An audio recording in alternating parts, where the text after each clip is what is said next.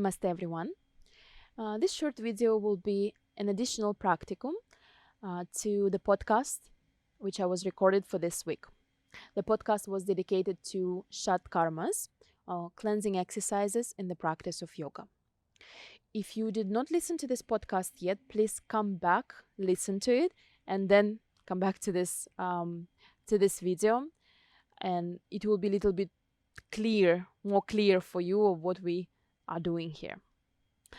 So in this video, we take a look and I will demonstrate to you one of Shat Karmas.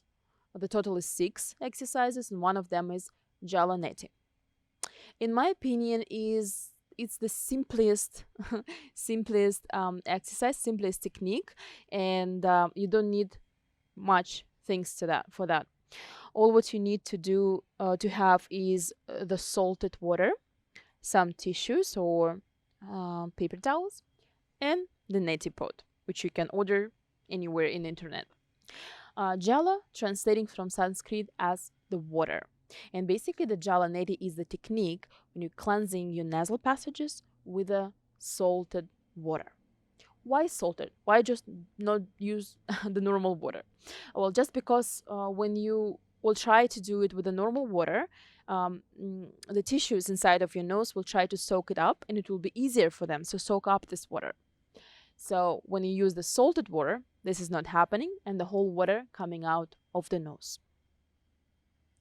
Very often on the yoga practice, I notice that the people come and they have a habit to breathe through the mouth, either because they have wrong habitual posture when they're closing the chest so much that it's not enough for them breathing just through the nostril, and then they need to use the help of their mouth to breathe, or the nose is blocked. And sometimes our nose is blocked is permanently, so we kind of get used to it. It's blocked a little bit. Well, here I breathe with the mouth a little bit, here I breathe with the nose. When I do some exercise, of course I breathe through the mouth. But the thing is that our nose was given us for the breath. This is the organ of breathing, and inside of our nose we have an instrument, right, for cleaning, moisturizing, and warming up the air. So this air which we breathe will be harmless for our lungs, will be suitable for our lungs. We have the similar instruments in the throat, but of course they're not working as well as inside of our nostrils. Also, we have a nerve endings inside of the nostrils, which is connected to the brain. So the awareness of the breathing process will more likely happen when you breathe through the nose. So what's the benefits? Let's begin with the benefits of the Jala Neti. Why do the Jala Neti? First of all, I wanted to say that it's not your everyday practice. It's the practice you might do as the prevention from the cold, flu symptoms, like when you have blocked nose, you have any issues with the sinuses. You might do it once a week or a few times a month.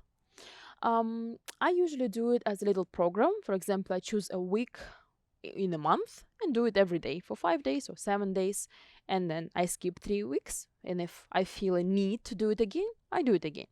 Especially if you practice the pranayama or the meditative exercises, this cleansing technique will help you a lot with that.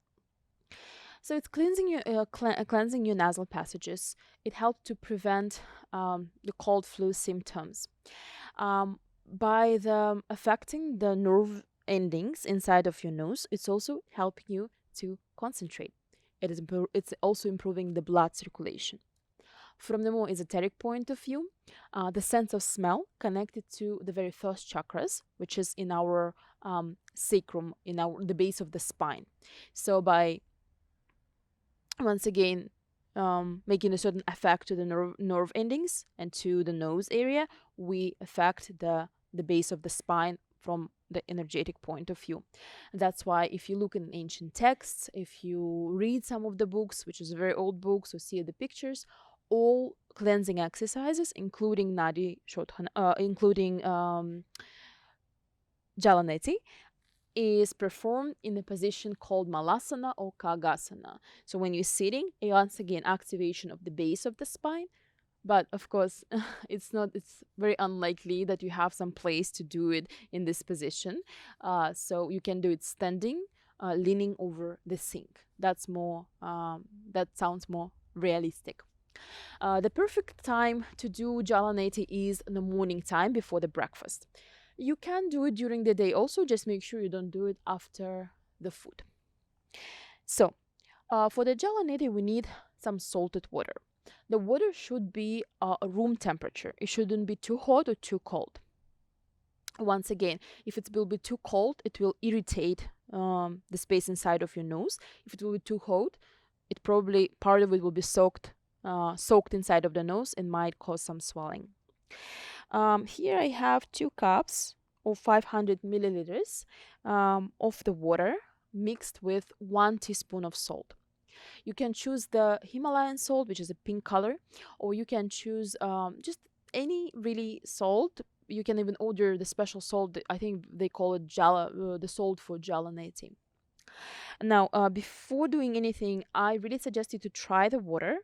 They say it should be the taste of the tears kind of thing, so it's not too salty once again because it can irritate the space inside of the nose, and because the salt can have a different kind of intensity and the different size of the pieces, it can be a little bit tricky to regulate, but in general it should be around 1 teaspoon, maybe a little bit less, for 500 milliliters or 2 cups, and try it before they do the practice.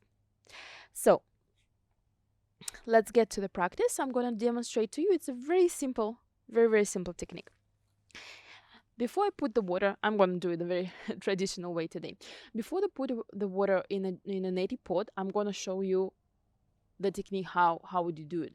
In general, it's very intuitive, so nothing too complicated here. So when you put the nose of the pot towards your nostril, make sure it's sealed so there is no water can come in and out. When you pour the water from one nostril as coming out from another, make sure you're not breathing through the nose, but just open your mouth and let the air move in and out of your mouth while you're doing that. There is another way. If you already know Jala Neti, if you practice for a while, you can do it with a kumbhaka or holding of the breath, retention of the breath. But if you're just a beginner, please don't hold your breath. It just agitates you and brings discomfort. So just open your mouth and normally breathe through the mouth. So you pour the water out of one nostril, waiting till the water completely come out. Then we use this to clean the nose. You're going to close one nostril, sharply exhale 5-6 times, and then through other nostril. And that will be one round. Maybe you do it with me, but I'm going to demonstrate it.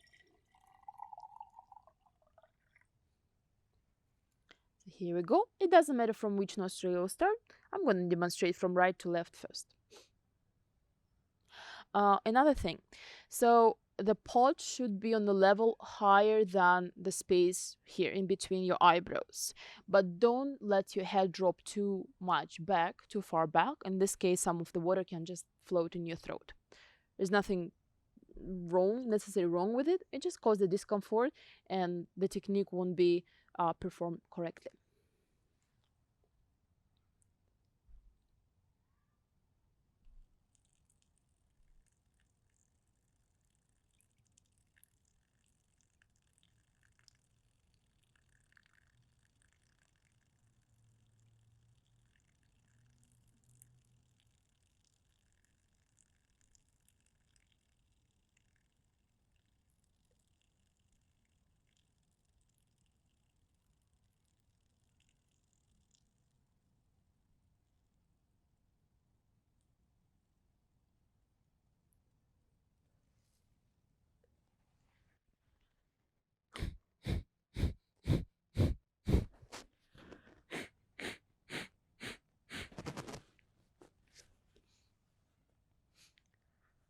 So once I'm done, remember, there will be some water left after the neti pot will be empty. So don't forget to blow the nose 5-6 times one side, 5-6 times other side.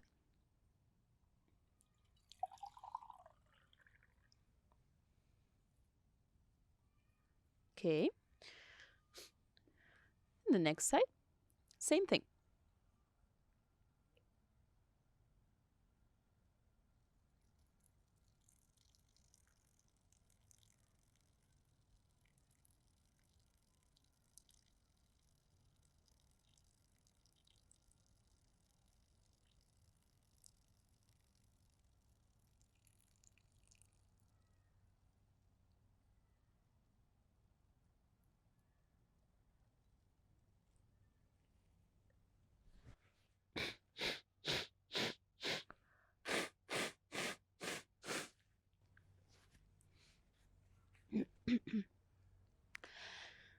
At the very beginning, you might experience a slight discomfort, and maybe you even experience the slight discomfort in your eyes. Maybe the eyes will be tearing. Um, don't worry about this. It's just um, you getting used to the new technique, the new thing. If after the practice you notice that you still have some water left, you still feel there is something inside, here what you can do. You can stand up, lean forward, and do Kapalabhati only through alternate nostril. So you close right nostril and do Kapalabhati around 25 breaths for one nostril.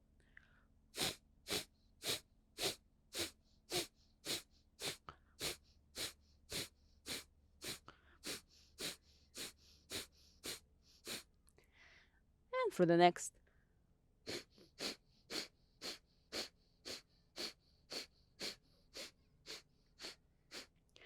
While you're doing this Kapalabhati, you can also turn your head from side to side. That will help to clean it more properly. So that was a Jala Neti. It might seem weird, especially if you never heard about the Shatkarmas. It might seem weird, and now you may unsubscribe from this school.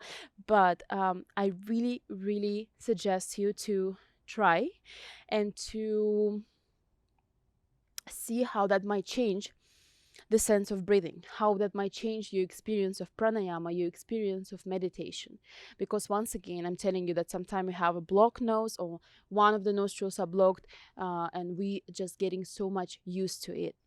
And according to the yogic philosophy, to the yogic science, that the one of the nostrils associated with one hemisphere of the brain and another nostril is associated with another hemisphere of the brain, which means when the balance shifted, the balance in the brain and the thinking process in the perceiving everything around us shifted as well. That's why almost all subtle practices of yoga, such as pranayama and even the cleansing exercises, are all have the same goal: is to awaken them, to find the balance, to awaken the main energy channel, and the cleansing the nostrils, so the breath equally will go in and out of the nostrils, is one of the ways to do that. One thing though I want you to notice before we finish this video is that we always breathing a little bit more through the right nostril or a little bit more through the left nostril. So this process is quite common in our bodies, but there is moments either which can happen spontaneously with someone, or through the practice of Shatkarma's cleansing, or through the practice of pranayama, or through the practice of meditation, when the equal breath established in that little glimpse, little moments of this balance, the equality, brings for us the experience of meditative state, or the experience of balance, the experience of yoga. Thank you so much for your attention. Please, if you have any questions, anything you would like to know, leave a comment. Also, don't forget to read the information to this video. I left all the information about the way how you can make the water, or the way everything what you need for the Jala Neti, and also a few contraindications, which is not so much for this particular technique.